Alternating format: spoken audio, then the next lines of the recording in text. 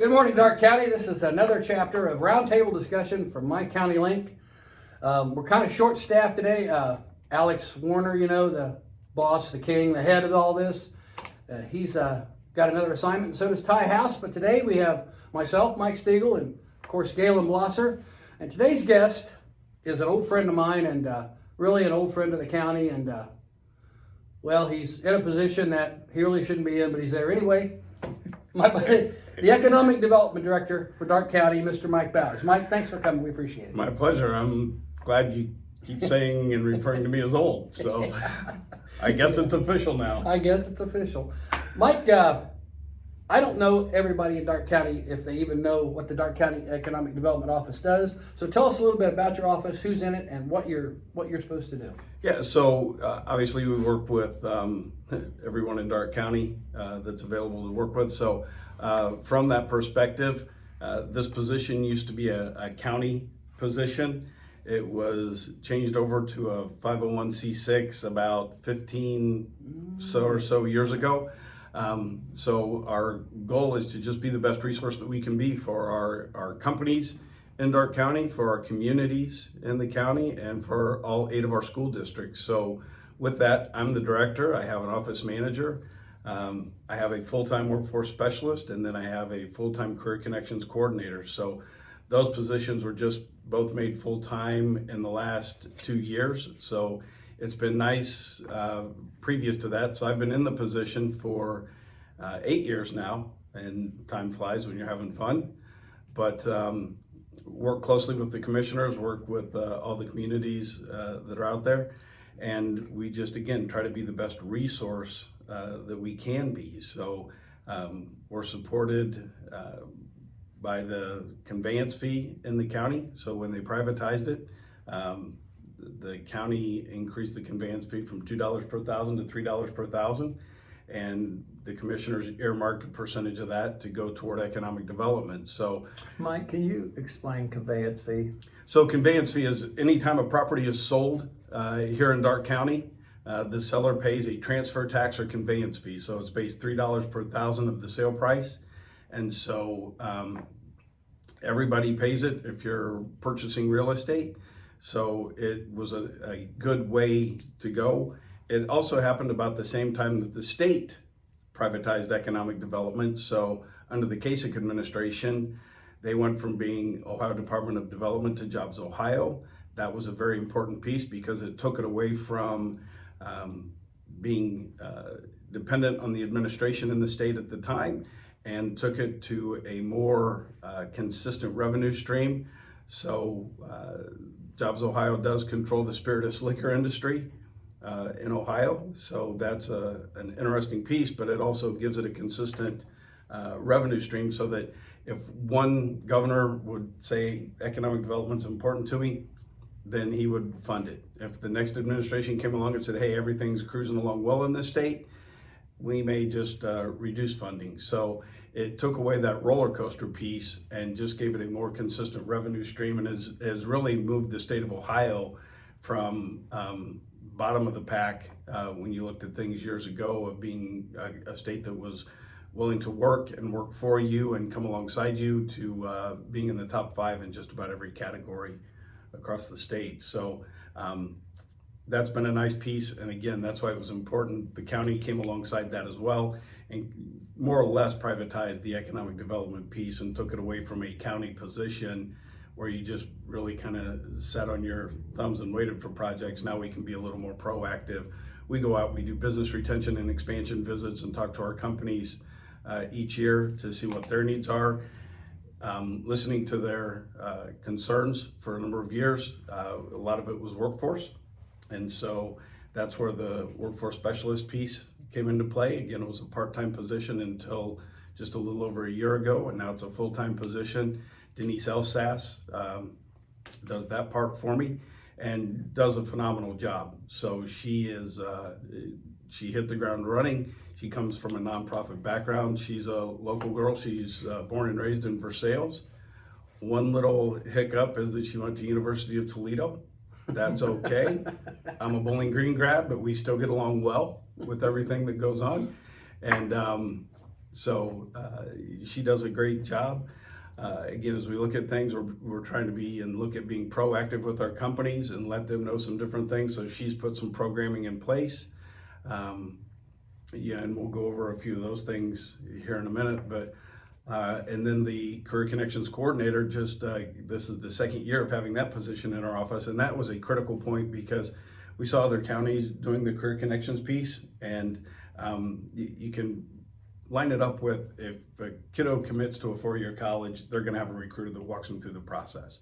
If they go military, they're going to have a recruiter that walks them through the process. But there was missing that in between piece that a student wanting to go directly to the workforce, how were they made aware of the opportunities and that we have here in Darke County? Because we don't want to just provide jobs, although jobs is an important piece, but we want to look at a career perspective for those students. We want them to know that there's great careers that they can have because we want them to continue to live in the county. We want them to buy their cars, buy their homes, buy their groceries, every little incidental thing that they need. We want to make sure that they stay in Greenville and spend their money because it's important for from a tax dollar standpoint for our local municipalities. So Todd Schilling started that. We hired him away from Sinclair. He had the opportunity to move back into a school system, and he's now down in the Cincinnati area. Olivia Schmidtmeyer was hired. We got her from Wright State Lake campus, and she's done a phenomenal job. She, with having a new program and just kind of setting the parameters and not necessarily knowing everything that we need to work on, but listening to folks and putting that programming together. She's done a phenomenal job of putting that in play, continuing on with what was started. So it's been a great collaborative effort with everything. And again, we're thankful for the school systems coming alongside us. We're thankful for our companies coming alongside us for their financial support and what they give to us. And we're fortunate that we have very good municipalities that we're able to work with here in Darke County.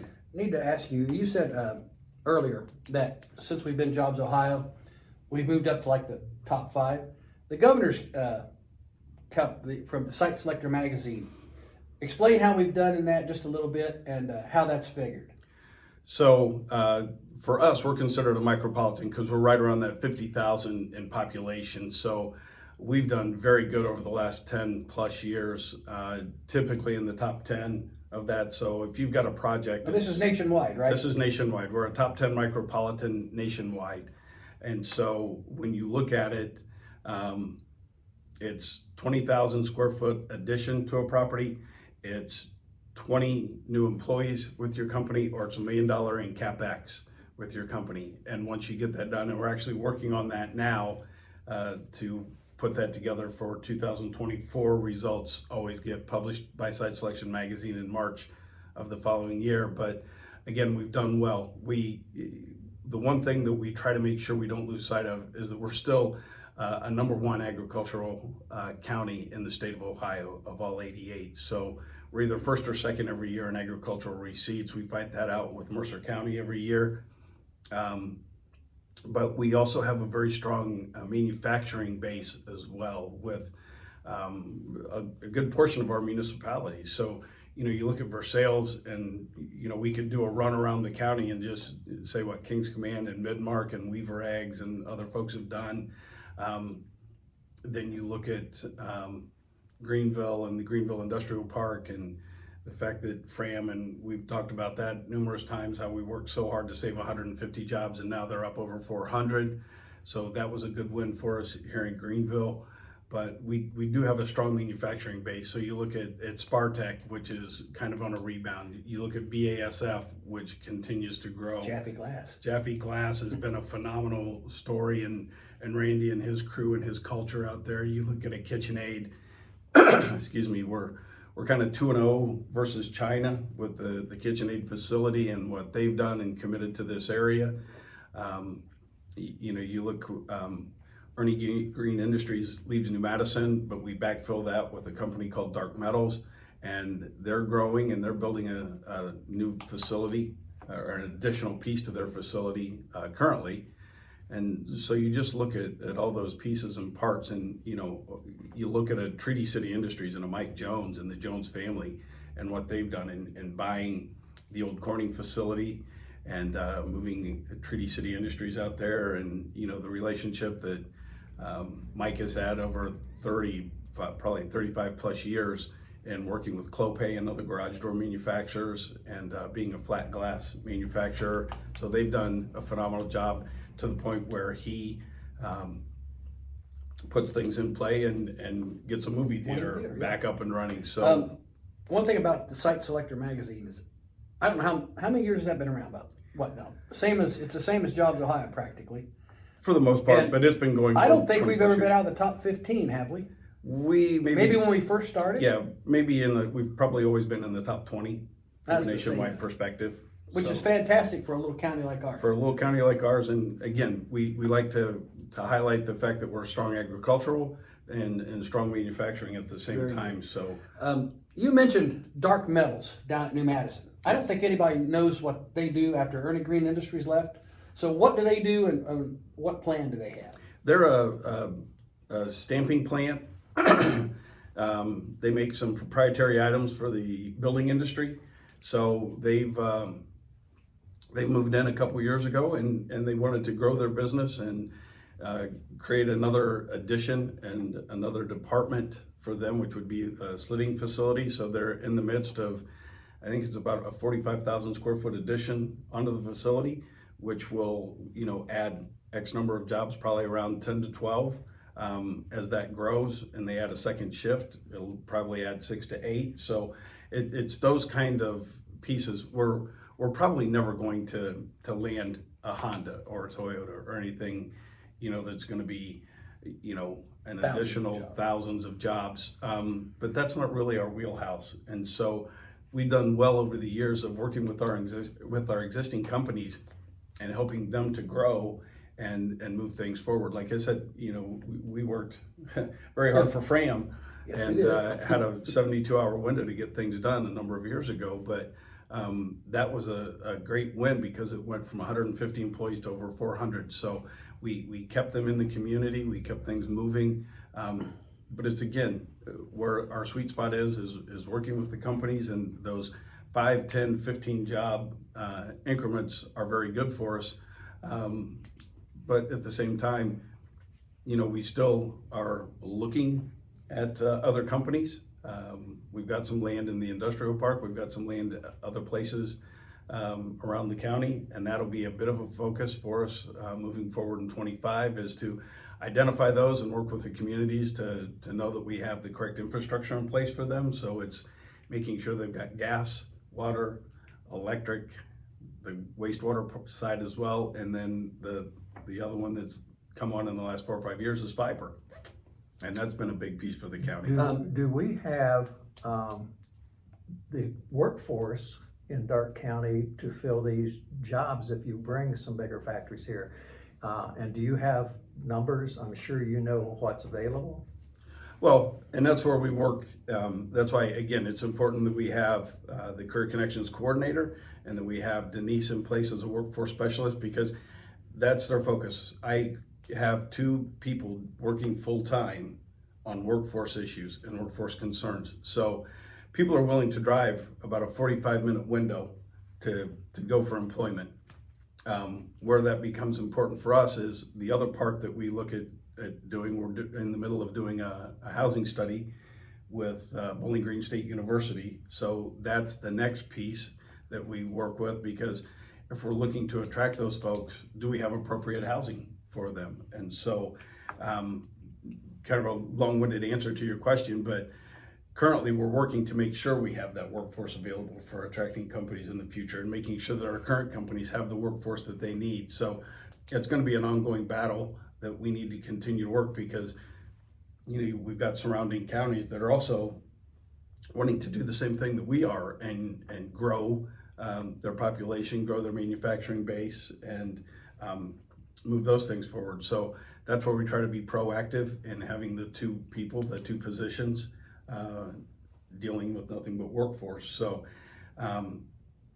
stay tuned. That's one of those things that we continue to work on, and we'll continue to work on, and that'll be a part of our game plan for the foreseeable future and beyond. So it'll be something that never stops, because we can't just rest on our laurels and say, hey, it was good that we did this, it was good that we did that, because we need to continue to look to move the county forward. And if we're not looking to move the county forward, then we might as well just fold up the sidewalks, call it a day, and go home. Most people can see the growth that's happened in Greenville and Versailles. Mm-hmm. There's one little community up north that has really done a great job in growing, and that's Osgood. Explain a little bit what's going on up there. That's for a community of 250 folks. They are amazing. So when I go up to their village council meetings, those same folks that I'm talking to at their village council meeting are the same folks that are putting up the Christmas lights and that are cleaning up the park and doing different things year round to just look at that community. But it just goes back to having a solid work ethic and, you know, what they were raised with. I mean, you look at Marion local football. Osgood's a part of the Marion local system. And so, but yeah, they've had 3 projects up there. They're looking to grow the community from a small industrial park standpoint to residential. So it's just an amazing piece to watch. And Steve Winter did a good job of moving things forward for a number of years. Now Steve Kramer is the mayor, but they're just very engaged and have the community engaged. And literally all they want to do is make the best decision for those 250 folks. And they're always, again, proactive and looking what they're doing. So we're trying to also then, moving on into 25, look at kind of taking some of that mentality and that thought process through to our other villages and work at putting them on 3, 5, and 10-year plans. Because in order to move the county forward, we need to have that vision and that foresight to say, hey, where do we see ourselves in 3 years, 5 years, 10 years? Because then we can establish a plan. And it's nice now the county has a full-time grants writer in Susan Laux. So we've sat down with Susan and we'd like to layer or tier some of the things, because if some of our villages don't have the infrastructure that they need, how can we get grant money? How can we do things to help them grow, help them to, again, their growth is what is going to move the county forward. So those are the pieces and parts that we'll look at. You know, Gettysburg, the Norcold facility is now under contract. So hopefully that's a good move for them, moving some things forward, because again, you've got the village council that just wants the best for Versailles Gettysburg. But, and don't get me wrong, all those council members just want what's best for their community. It's just knowing how do we plan that? How do we look forward to it? How do we plan that growth? How do we help plan that growth? And again, be a resource for them. Another one of those small towns we don't think about much, and really everybody thinks they don't have anything going on at all. Union City, Ohio. What's going on there? Yeah, so Union City, they've got a great opportunity. You know, they've been always kind of in the shadow of the Indiana side, because 2/3 of the population is in Indiana. All the manufacturing is kind of gravitated toward the Indiana side. And just, I think there's been a realization in the last 2 to 3 years that it's better if they work together, because holy cow, I think for decades if you were on the Indiana side, you didn't like the Ohio side. If you were on the Ohio side, you didn't like the Indiana side. But it's been great over the last couple of years to see the collaborative effort of everybody, and they made a great move. Steve Shoemaker is the city manager on the Indiana side and the village administrator for the Ohio side, and Steve's done a great job of pulling things together on projects. And you know, he's a lifelong resident of Union City, so he's had the good fortune of seeing what the needs are, and they've had a council again that wants to move things forward. A mayor over on the Indiana side that was on the council as the previous mayor was working to put the infrastructure in place, and now the current mayor has just taken off and moving things forward. So some great things on the Indiana side that are moving forward, and we have an opportunity on the Ohio side working with the company. Couple projects, right? Couple projects to move forward. It'll include housing. It'll include 2 facilities that will be in a manufacturing side. They've applied for the All Ohio Futures Fund. Moten Associates has assisted with that, and that's been a nice piece to see move forward. So we just, I fielded some questions a week ago from Dayton Development Coalition that State of Ohio had about the project. So we'll continue to look to move that forward, but they do need the funding to help with the infrastructure to bring this full circle. A couple years ago, excuse me, up in the village of Ansonia, we had a boot manufacturer come in. Yes. Explain what they do and how that happened. So a great piece, obviously. Ansonia hit a little wall back when they had Lambert and Master Industries. Things were going well. They had employment. Both of those facilities shut down. So you see a company called Dicamar, Dikamar, and it's called Dicamar Boot Facility Service, and it's a Portuguese company that has come in and they make polyurethane boots. So they want to be the largest manufacturer of polyurethane boots in the country, and they want to do it out of Ansonia. So each time they add equipment, it's about a $2 million investment. They bring the machinery over from Portugal. They bring the molds over from Italy, and it's a great thing. They now are making some PVC boots as well. But so with that, I think they're on their fourth piece of machinery to do that. Little hiccup, the guy that puts all this together for him is from Canada, or from Brazil, lives in Canada, but had an accident skiing a year ago, and so he was on the shelf for about a 6-month window. So slowly they're getting things up and running for the additional third and fourth machine, but that will continue to go over time. And then you look at the Lambert facility and what Rick Kramer and Sure Green Farms has done up there and really cleaned up that old Lambert facility. They have the 22,000 square foot facility that they use, and you've got the 12,000 square foot that was the other end of the facility. And then you just look at Rick's complex up there, and again, some manufacturing involved, but again, it's an ag-based piece. So the strength of our agricultural community is very evident with all the things that we move forward. People may not, they find that hard to believe that a small county like Darke County could get a company from Portugal here. Yeah. But that was part of this all comes with a collaboration with Jobs Ohio and the Dayton Development Coalition. And they have been a tremendous partner for us, haven't they? Yeah, it's been a great working relationship. It was actually the gentleman, Tilso Maza, that's from Portugal. You look at doing some trade shows. We did one in Chicago, and from some of the leads that came out of that piece is how he was connected with this. He was looking in this area to bring a company over and happened to run across Steve Bruns. Steve Bruns had the facility of the old Master Industry and said, here you go. Here we go. So, and Steve's a great asset. Being in Miami County, he's had some property here, but again, he's been a great business partner and a great opportunity. Bruns is working also with the company in Union City to design housing and to design their two facilities over there. So again, just it's everything. A rising tide lifts all ships, and we're fortunate with that. Your reference to Dayton Development Coalition, that we're a part of that 14 county network, and good people down there. They are good people, and so we're fortunate I meet with them once a month to go over our projects and things looking forward, and they are our conduit. So as we talked about when Jobs Ohio was privatized, they were our conduit, one of the 6 original sections that the state was divided into. They've since added a 7th over on the east coast of the state, and it's been a great working relationship. Again, just a wonderful brainchild of the Kasich administration to privatize and to work to move the state of Ohio forward. Exactly. Now that's why we work to move the county of Darke. We have a very good hospital here for a town our size. Yes. We have good schools in the county, good administration. Does that play into helping you with your job? It does, because the quality of life, and that's been an interesting roller coaster also. Years ago, site selectors and other folks would say, I don't want to hear about your quality of life, because you're going to tell me you got a great quality of life. You're going to tell me you got a great quality of life. So everybody's going to say how great their quality of life is.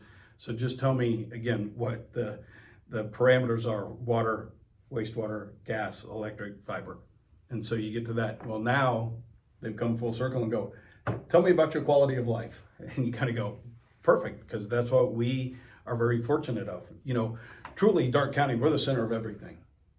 We're an hour and a half from Cincy, hour and a half from Indianapolis, hour and a half from Columbus. So you don't have to worry about trying to commute to work. So going 2 miles can take you an hour in some of those communities and to get to work. But we're fortunate we can go visit those and come back and have a good cost of living, a great quality of life. Darke County Center for the Arts is a huge hidden gem for what we have here in Darke County. Back to your reference to healthcare, we have tremendous healthcare with the nursing homes that we've got, with family health and the expansion that they're doing, and Jared Pollock and his folks. Just a great opportunity for growth there. I think they're tripling the size of their footprint. Then you look at Wayne Healthcare and Jeff Subler and his staff and what they've been able to move forward with things. So we've got a tremendous amount of healthcare close to home. And my dad went through 20 plus years of health issues, and we always had to go to Dayton for everything. And not to say it wasn't difficult, I was fortunate to have good bosses that would let me have some latitude to go make sure my dad was okay. But something about being close to home, being close to family, and that healing process just goes a whole lot better. And so we're very blessed and very fortunate. So with that, this year, and we've talked a little bit, so a rural opportunity with Miami University, and too bad Alex isn't here because he would love to hear this part, being a Miami grad. But we worked with them this year on a hometown talent initiative. And so what we're trying to do with that, and Denise has really kind of run with that as well. But when you look at those opportunities for internships, and a lot of times kids will look at an internship and it's your junior going into maybe your senior year. And so you're really trying to line that internship up with what a possible job will be after graduation. Miami University has a Work Plus and a Service Plus portion of what they do and how they're working. So they wanted to do a pilot program. They heard about some of the good things we're doing in Darke County and said, we'd like to align with you. So we worked this past year of getting some internships in play. With that, we've started working already on 2025 to increase the number of internships, but it'll be from freshman year on. So it's a little bit different. It's, again, the next step in what we're looking at, because we're also not just looking at Darke County students that go to Miami, but the intern that we had this year in our office was from Cleveland, doing an internship in Miami or in Greenville from Miami, and fell in love with the area. A couple of the other ones have looked and have thought, I may look at staying in West Central Ohio.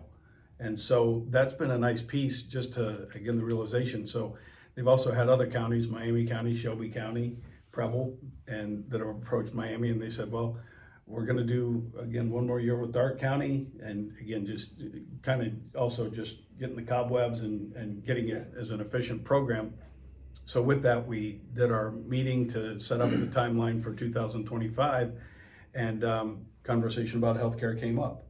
So December 3rd, I've got a roundtable piece coming up that it'll be Wayne Healthcare, BRC, and Family Health, and hopefully DaVita has someone available from the dialysis units.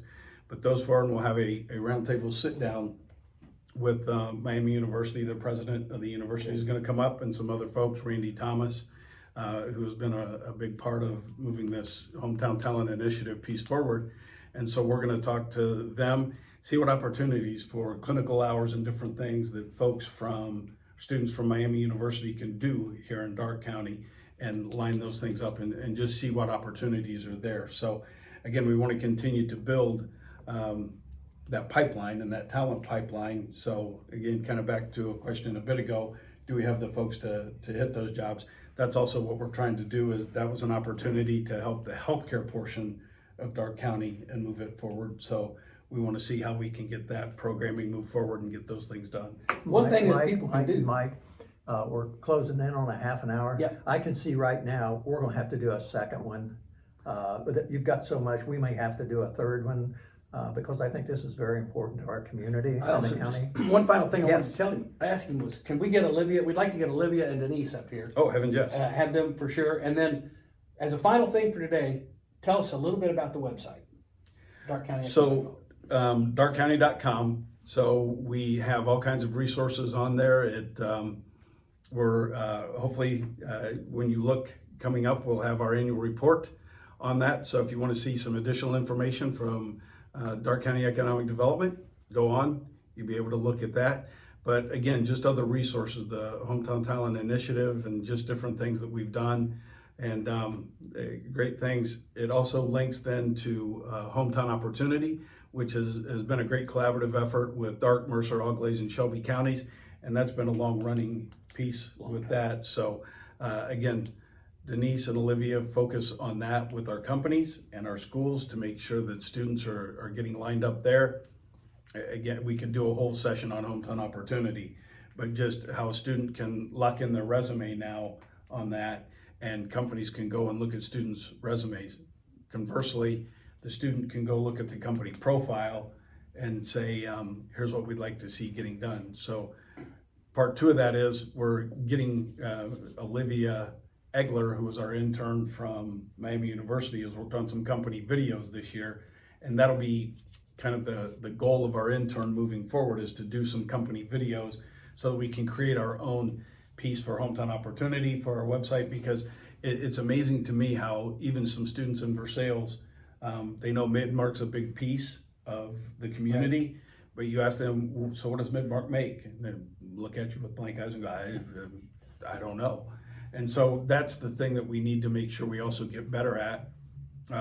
The goal is for hopefully this next school year is to have a book that has every company in Darke County listed, and we want to get that out to every senior in that pile of paperwork that they get signing up at their beginning of each year. We want to make sure that every senior gets a piece, so that if they look at something and say, what does GT or MTNA make? What does BASF do? What does King's Command do? What does Dark Metals do? Exactly. And so those things. What does OPAC and Osgood? How does a company like that survive in Osgood, Ohio, and the different things that they do? So we want to make sure that we let those kids know that again, it's not just a job. You can have a great career with any number of companies and a life here in Darke County, and spend your life low cost of living and great quality of life with all that gets to be offered in Darke County. Well, Mike, thank you very much. My pleasure. This has been, I'm sure people didn't know what all was going on, but this is available at the Darke County Economic Development Office. We think it's available online. It will be. It will be available online. It's the annual report for 2023. Look it up. I think everybody will be surprised at what all the good things that we have going here in Darke County that most people don't know about. Michael, thank you very much. My pleasure. It's been a pleasure. Thank you. sir. Gaylen, My thank pleasure. you for helping out on this. And Thanks, Mike. we will try to have some more people from the Darke County Economic Development Office come back and tell us some more about what's going on. But as for now, that's it for the roundtable discussion with Economic Development Director Mike Bowers. And everybody, have a great day. Thank you very much. Thanks.